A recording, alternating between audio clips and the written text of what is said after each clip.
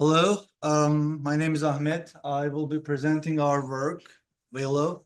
By the way, I'm a PhD student here, working with Dr. Ichilyun. And our work is VALO, a versatile anytime framework for LiDAR-based object detection deep neural networks. I know it's a long name, but it's not so hard to understand.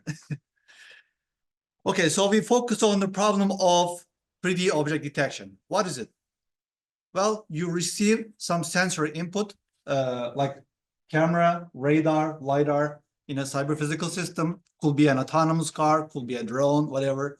You take this input, you process it with your algorithm. In our case, it's deep neural networks because everybody is working on deep neural networks.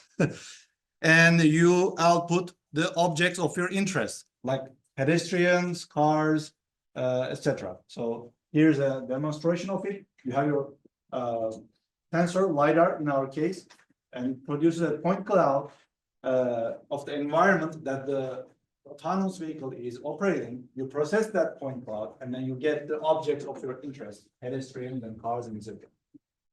So it's basically the perception part of the deep neural network, of the autonomous vehicle thing. So let me speak a little bit about how LiDAR object detection deep neural networks work. So we have the point cloud as an input coming from LiDAR. It is an array of points.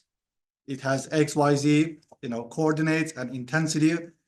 And those points are transformed into a grid of voxels. So we basically combine the nearby points into these cubical things.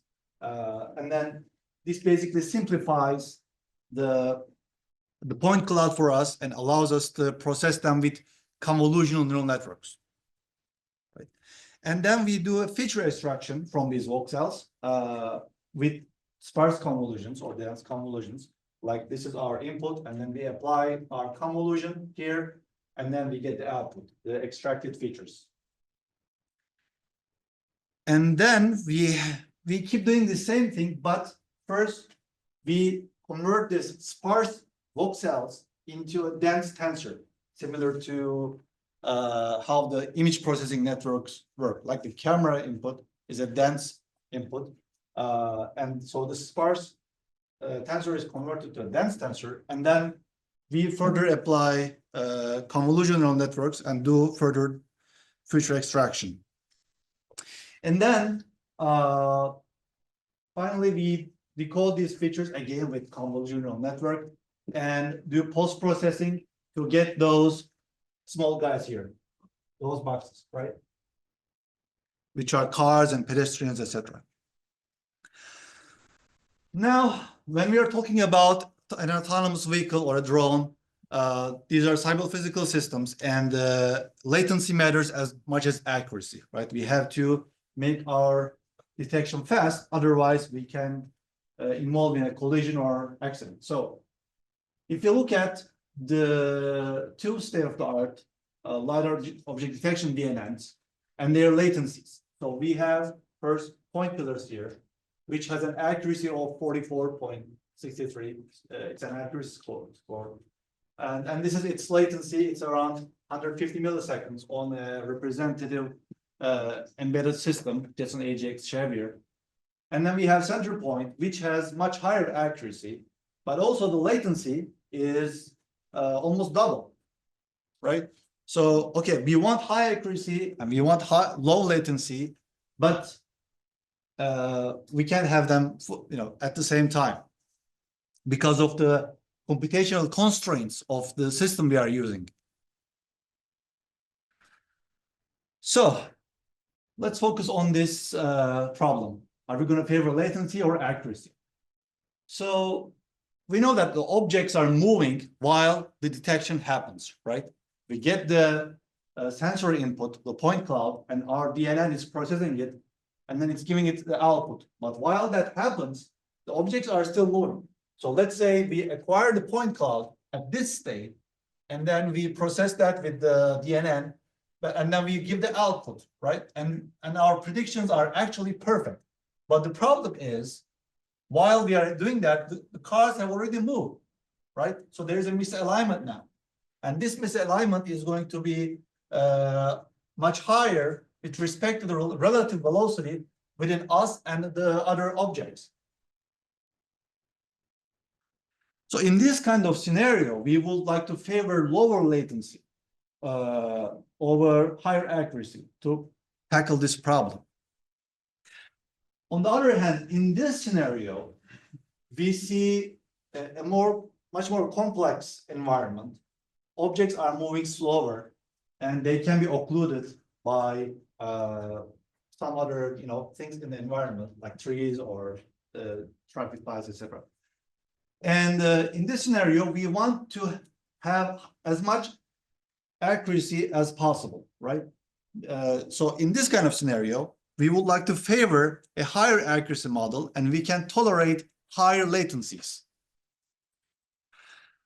So the best deep neural network model is environment dependent, right? And one model does not fit all the situations. Then the question is, can we dynamically reconfigure our object detector to make environment dependent latency and accuracy trade-offs? And the answer is yes, if you have an anytime algorithm. If your DNN is an anytime algorithm. So what is an anytime algorithm? Well, it is basically an anytime algorithm is increasing the utility of the result by spending more deliberation time, or you could say execution time. So the more effort you put on the output, the better result you can get. Or in this case, of course, a more accurate result. Now, the problem is DNNs are not anytime algorithms. You just give the input and you have to wait all the layers to execute one by one to get the final output. So then the possible solution will be, why don't we just dynamically switch between those DNNs, like switch between point pillars and center point. Now, this has the problem of memory overhead. And it is not suitable for edge platforms because we have memory constraint, right? We cannot load multiple DNNs at the same time. And we have to train and fine tune multiple DNNs, and we might not have access to training pipeline. So our goal is to develop a versatile framework that can transform any single LiDAR object detection DNN into an anytime capable one. And this way, it can trade off latency and accuracy dynamically at runtime. So our previous work in this regard had some limitations. So it had to modify the DNN architecture, and that enforced the training, and also no trade-offs on, it didn't do any trade-off on the 3D backbone. Remember, the graph, the red part, the 3D backbone was taking a lot of time. So therefore, we need a versatile solution that has minimal dependency on the DNN architecture, that does not enforce training, and that is broadly applicable, and that considers the all important states of the deep neural network.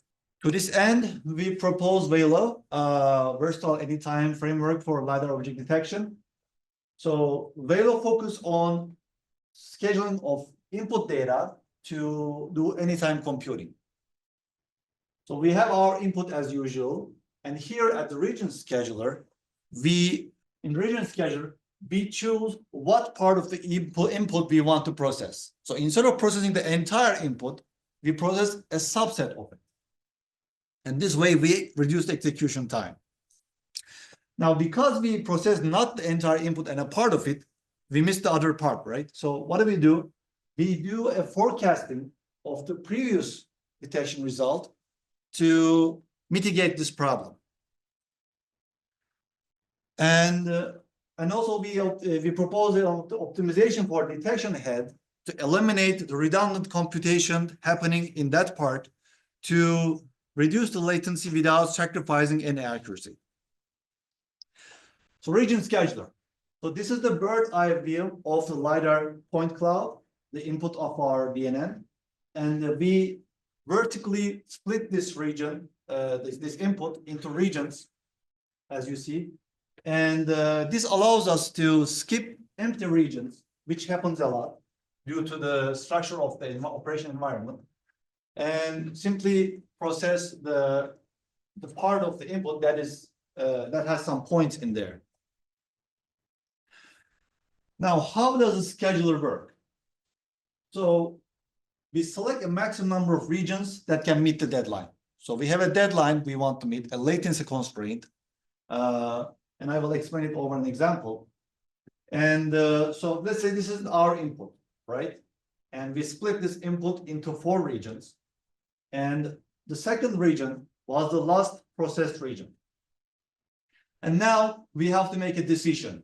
How many regions are we going to process? Are we going to process only 3, or 3, 4, or 3, 4, 1, or everything? So we have 4 different options, right? And each option has a predicted worst case execution time. And remember, we have a deadline constraint, a latency constraint. So let's say in this case, it is 140 milliseconds. If it is 140 milliseconds, this is the option we are going to go with because it can meet the deadline and it can process as much regions of the input as possible, right? It's simple.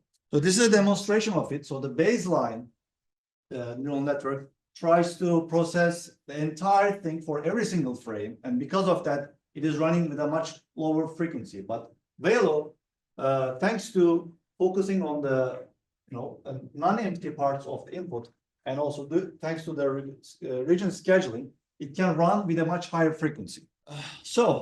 Okay, we said we are going to predict the worst case execution time of different region selections. How do we do that? It's not a super simple problem, actually. Okay, we split this problem into 3. So this is our worst case execution time for a given amount of input data. We have the ER, which is post-processing time. And it's a very small amount of time, and it can be considered constant. And then we have the dense input processing time, the dense convolutional neural network part. And the good thing about this one is the execution time of it is fixed for a given number of input regions. So you can make a linear mapping between the input size and the execution time. Now, coming to the ES, which is the execution time of 3D backbone. Remember, we are doing the sparse convolution here, not the dense one. And the problem with that is, can we predict it from the number of input voxels? Well, the answer is no, we can't. So this is the number of input voxels coming to the 3D backbone, and this is its execution time. And as you can see, for the same number of input voxels, the execution time can vary significantly, right? So we have a problem here. How are you going to predict the execution time of 3D backbone then? Well, let's look at the architecture of it to understand better and come up with a solution. So we have a series of submanifold convolutions and sparse convolutions in the 3D backbone. So we have the input voxels, right, coming, and we have the output voxels for each layer. Now, the submanifold convolution, the number of input voxels and the number of output voxels are same. The coordinates does not change. Only the features of each voxel is changing. So in that sense, it's very predictable. 5 voxels come, 5 voxels out, again and again. But the sparse convolution is different, that the number of output voxels is different than the input voxels, and it is also dependent on the coordinates of the input voxels. So here, in these 2 samples, we have the same number of input voxels, but the number of output voxels are different because of how they are positioned on the 3D space. And that is the culprit of that variability on the 3D backbone's execution time. So, but we know that the layers in each block maintain the same input size, right, until this point. So these green lines are where the number of voxels change. And latency of each block is predictable for given the number of input voxels for each block. And we know the initial number of input voxels. And then we utilize the prior values of the V2, V3, V4, the input voxels of these blocks to make our prediction. Now, forecasting, we predict current object positions of previously detected objects. Here, you see that we are right now processing this part of the input. So for the other part of the input, we do the forecasting. We just predict their positions based on what our detection results in the past. So those purple boxes are the forecasted results. And to do that, we buffer the latest detection of for each input region, and we forecast everything, and then we prioritize the detections over the forecasted to eliminate redundant computation. So the detection head optimization, the last part. So before coming to that, we want to understand how the baseline detection head works. So we have the encoder output coming here, and we apply convolutions to get the heat map, which tells us the locations of the objects in the environment. And we have the object attributes such as size and velocity, etc. So heat map tells us where the objects are in bird eye view. And we utilize that data to mask this object attribute tensor to get the detected object attribute. So there is a problem with this methodology, as you probably seen it, that we are doing a lot of wasted computation. We are calculating the object attributes for the entire region, but we only need to calculate that for the detected objects. So all these computations is wasted, has been done for no reason. And this problem exists with all computed object attributes. So this is, let's say, size. You have another 2 convolution for velocity. You have another 2 convolution for dimensions, etc. So how we solve that? We do a reordering of the object. We do a reordering of the detection head operations. We acquire the object locations as before, and then we do a slicing and batching of the encoder output, and to apply the convolutions on only what is necessary for us to get the detected object attribute. And this way we have no wasted computation and no accuracy loss. So we evaluated VALO on state-of-the-art detectors such as Centerpoint and VoxelNext, and we evaluated on NVIDIA Jackson AGX Xavier, a commercial off-the-shelf embedded system, and we use the new scenes dataset, which is a large-scale autonomous driving dataset, and we used it to 30 driving scenes, each being 20 seconds. We compared, so we applied VALO on the center point, and we also have the baseline center point with different voxel size. All of these are separately trained and deep neural networks. And we tested for a range of deadlines, and we assume that the results are valid when the deadline is met, and the results are nullified when the deadline is missed. So we assume the system is hard real-time. So result, the y-axis is the accuracy, the detection accuracy, and the x-axis is the deadline post-train we have. So if the deadline is 350 millisecond, which is very loose, the results are pretty much close to each other. Of course, the VALO or our method has the top score. And when we tighten the deadline, the baseline methods, these three, because they don't have the capability to make a trade-off between the latency and accuracy, they simply start to miss the deadlines and their accuracy decrease. But our method, thanks to its scheduling ability, it can maintain higher accuracy over a range of deadlines. And this is showing the deadline miss ratio, how much of the deadline we are missing. So the baseline methods, as you can see, when the deadline becomes tight, they start to lose the deadline depending on their voxel size. But our method is meeting the deadline almost all the time. And we also have the results on voxel next, where we perform better than the baseline voxel next. In conclusion, we presented a versatile scheduling framework for LiDAR-based object detection DNNs. And we implemented our method on center point and voxel next and evaluated its performance on Jetson AGX Xavier. And the results show that our method significantly surpass baseline methods and provides a versatile solution for anytime perception for LiDAR.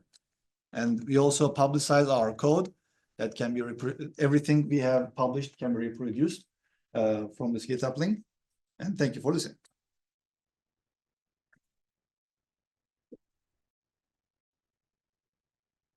Any question? Yes, I have a question about your region scheduling. yes. Do you just do a single pass, or do you evaluate after computing each section in case it took significantly faster than the worst case time? Or is your worst case time usually very close to the actual time? So wait, okay, let me get back to that slide. So you are asking if, so I am in the region scheduler, we evaluate all possible combinations. But of course, we follow the round robin order. Right. So in this case, there are 4 possibilities, right? So we evaluate all of their execution time, and whatever that can meet the deadline is going to be chosen. So if, for example, you select regions 3, 4, and 1 to meet your deadline, but it actually evaluates in, say, 100 milliseconds instead of 130, then would you consider reevaluating region 2 adding to the next one, or do you just compute a single pass? Okay, that kind of misprediction doesn't happen much because we have a solid prediction model here. So the Right. worst case is usually very close to the actual runtime. Yes. Okay, thank you. You're welcome. Any other questions? Yes, sir. What are your Jetson hardware requirements for your method compared to the baseline? Hardware requirements, you mean like? As far as what resources? Oh yeah, sure. Sorry, I skipped that part fast. So I'm using the GPU, of course. It has a 512 core Volta iGPU, the good GPU, and I'm using a few of the CPU cores. Yeah. Sure. My question is, your method with the slicing and other things. Yeah. How much of a load is it putting on the Jetson compared to one of the baseline methods? Okay. You're asking the overhead, basically. Yes. That's Yeah. the one. Yeah, I mean, there's almost no overhead. Or you could say like 1 or 2 milliseconds. That actually we have a paper. We have a section in the paper talks about the overhead. It's about like 2 milliseconds compared to the baseline. As far as memory, other things like that, you use more cores. I guess that's what we're. Yeah, memory overhead would be same as the baseline model. But instead of having multiple models, we have one model. Any other question? Thank you. Thank you.